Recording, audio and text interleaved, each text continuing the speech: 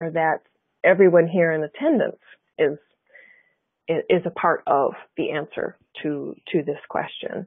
It's really something that I think we're all thinking about and dealing with. Hopefully conversations over the winter, get started in all of our local communities about what is CSA? What do we want this concept to be? But from a legal perspective, CSA is whatever you write in your sales agreement / sign-up form. You can call it what you want, because CSA is not a legal term. Oh, here was that question I was looking for earlier.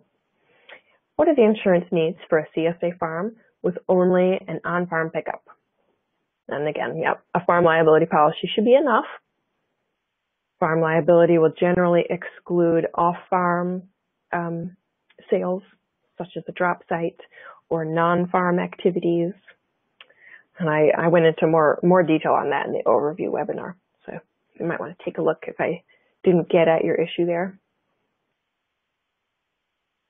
Okay, so that's all for the formal presentation part. And now I'm just going to pay attention to the chat box and see what goes on there. And if I answered all your questions, that's totally great. You go have a good rest of your evening. There's one question there. Okay. Is a farm stand on your own property ever considered a CSA, or are you retail at that point? I'm assuming you might be asking this question because you're wondering about permits that you might need. I think I might need a little bit more information about why you're concerned about the distinction.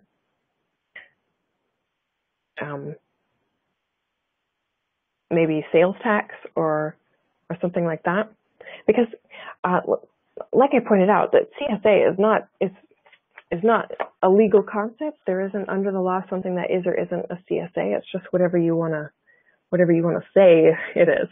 Okay, looking to see if this is a commercial or an on-farm activity. Okay, that helps. Okay. It's more likely to be found to be a commercial activity if you're involving other farms' product.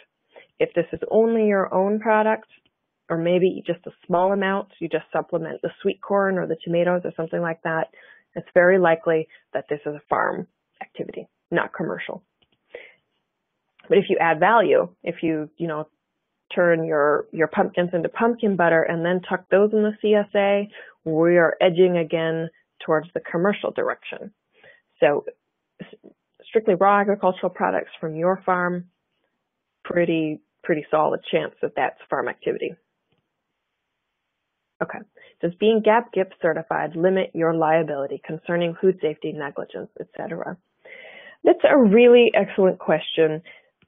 The truest answer will be revealed when these lawsuits go forward and when the court has spoken.